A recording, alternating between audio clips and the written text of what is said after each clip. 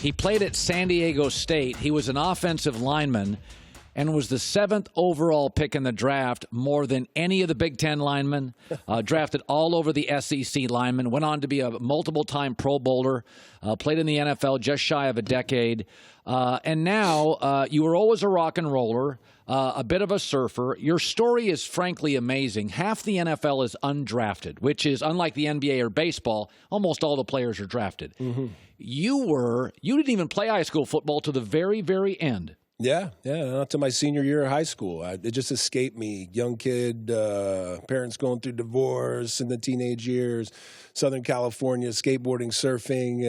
And you did all of it despite your size. Yeah, had to. It was a passion. I always loved football. It was something that was with me since I was born, it felt like. Even when I was a baby, I got a picture with a football when I was a kid. It just escaped me. And then my senior year, the opportunity came back around. It was either, all in or all out, leave with some Al Bundy stories or go on to glory. And, the rest is history. San Diego State got a good coach, went to the NFL.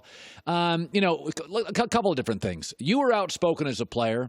Hard Knocks. You were on it back in about 2007. Now, it's changed a little bit as a TV show. It feels a little bit more scripted than it did initially. When it first started, did you feel, because you were in the early years of it, did you feel it was a distraction? At that time, yes, because we weren't used to all this social media like these kids are today. Right. It's no big deal to have a camera. I was coaching junior college football. I'd hold up my phone and be like, y'all are live right now. And the whole, demeanor and attitude would change. Oh, let's go to practice. Just because they think I have a bunch of followers. Right. So much different back then. It was, camera. It was 2-a-days for a month, so you're living with these people with a camera in your face for that long. Yeah, I think that they probably don't even notice it, today. Yeah, that's what they say. Today, they kind of disappear into the fabric of practice. I want to talk about a couple of interesting topics. And you have always defended players. You and I, years ago, got into a pretty good debate on radio at the other place when I was there about players and injuries. Andrew Luck, I've never liked the NFL disclosing injuries. I don't want people to know if Kyle Turley has a bad left knee. I don't want that out there. First of all, I think it's an insurance issue. Secondly, do you want the defensive lineman to know you've got a bad left knee? So the Colts have done a pretty good job to be discreet with Andrew Luck's injuries. Something's not right. He got hurt in May, and I got 9 different answers here. If you were Andrew Luck, Kyle, knowing your history in this league, something's wrong. Calf, high ankle sprain. How would you not solve the problem, but attack an injury in camp? Would you play? Would you ask coaches, let me rest? How do you attack it if you're Andrew Luck?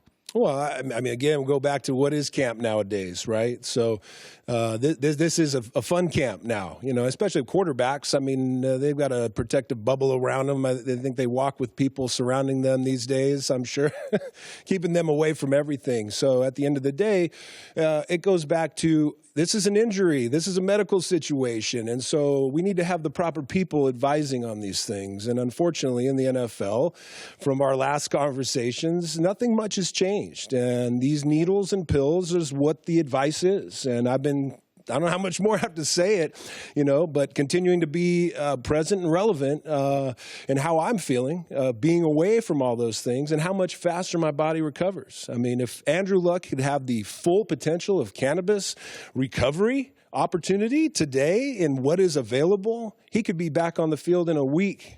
There is a cannabinoid system. There's no Vicodin system, a aspirin system, a Wellbutrin or a Toradol system.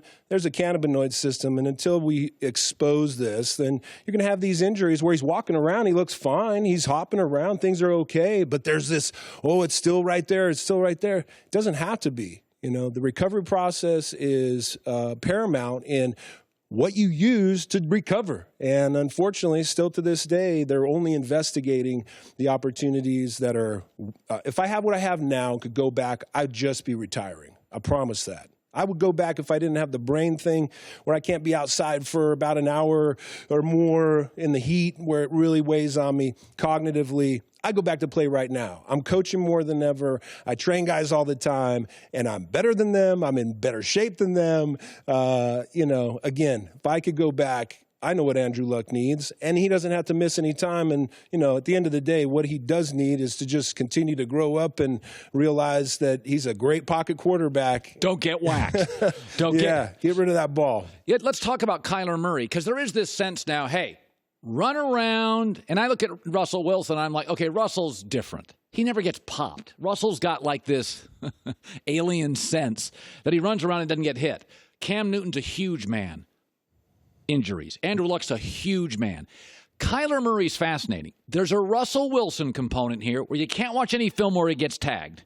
What do you make on Kyler? Is this the new NFL? The runaround, the see a guy move, clip. Do you think the NFL is going to start looking a little bit like the Big 12? Because, Kyle, we've seen this in the last about 4 years.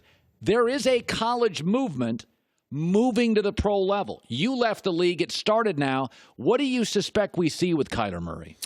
Well, hopefully that he stays healthy, because he's a guy who can't afford to have that lower leg injury. He's a guy that's got to get outside the pocket. So like Russell Wilson, Drew Brees, these quarterbacks that have set the tone for a talented guy like him who is unbelievably accurate. What we saw in the first preseason game from him was insane, I think, to all accounts, and the things he was able to do, moving around the pocket, outside the pocket, in the pocket even. He's got it all. Are they hard to block for? Well, of course, because you don't know where they're going to be. That's what I was going to say, for Kyle. Sure. Did you like a pocket guy or a move guy? As an offensive lineman, you always like to know where they're going to be at, but at the same time, to know that it's the NFL, a guy can get out of a situation. He's going to sit in there as long as he possibly can. That's a guarantee, because that's what his first read is to sit in the pocket, unless it's been a play call. So as a lineman, you definitely want a guy to sit in there, which is, you've got the contrast between Luck and him here, where a guy who can have a lower leg injury sits in the pocket just fine and has a great season, where Kyler Murray's got to stay healthy. He's got to stay on top of it. He's got to continue the success. And that's a team that, because of a player like that, could potentially even make the playoffs, because if he's so explosive, like Mahomes in Kansas City. But they've got a lot of new, factors there and dynamics. But an unforeseen guy coming out of nowhere, watch out, because he have a lot of success. People think I don't like Baker Mayfield. I don't like some of his antics, but I do think he's a really good quarterback. Now, people say he's the next Drew Brees. Drew's one of the best quarterbacks in my life. That's ridiculous. Right. I mean, that's like saying you're the next, Reggie Jackson in baseball or Kobe Bryant, whatever. I'm not a big fan of the, drinking beer, pounding, talking, calling out your running back. It just doesn't. I think quarterbacks, you played with Drew Brees. Mm-hmm. I do think quarterbacks are different. I don't care if my wide receivers are outspoken and my offensive linemen are in rock bands and I like that. I actually like it. Right. I do see quarterbacks differently. Some of the stuff Baker does in college and pro, I don't love it. Are you okay with it? Yeah, well, we'll see. Again, he has that propensity to potentially have an off-field issue, right? And that's the concern with him. Is the game off the field going to interfere with the game on the field? Because he's an amazing talent. But, it's Cleveland, and there's a lot of pressure on him, right? Especially with all the talk and, the draft and as high as he went and all the things about him. He's got a lot of questions to still answer. So, with a chip on his shoulder, I kind of like him, because he's a guy who's, he stood up to you, right? He came on the show, right? Stood his ground, and that showed a lot of character, and I think for a leader to, hopefully, if he stays humble, he's going to have a lot of success. We got about 3 minutes here. I've also been critical of Aaron Rodgers while acknowledging he's one of the great talents of my life. I do think I've seen enough players. I've talked to enough sources. I do think Aaron can be a little condescending at times, saying stuff publicly. I'd rather you call me out in the room. It's a mustache. Maybe it's that. When you watch Aaron, the McCarthy thing at the end, the throwaways, again, are we being too critical of Aaron? Should we just say, let's just suck it up? He's a great arm talent. He's not perfect. Let's get it. Not everybody can be Drew Brees. Like leader, right. Worker. Hey, he's done a pretty good job of being his own Aaron Rodgers, up there and winning Super Bowls, MVPs. It's all there. It's in there. You know what I mean? The whole coaching thing. It's Green Bay. They've got to change it at some point. I mean, everybody goes up there and expects to die like, Lombardi, but it's not going to happen. Right. So hopefully they can put it together. It's Green Bay. It's Aaron Rodgers. He's got a chance. It's all dependent on his health. So, again, back to hopefully these players are understanding the importance of that and using the right things so that they can stay on that field. Because if Aaron Rodgers stays on the field, he's as good as Drew Brees. He's as good as Tom Brady. He's as good as anybody in the league to get your team to the playoffs and give you a chance at a Super Bowl.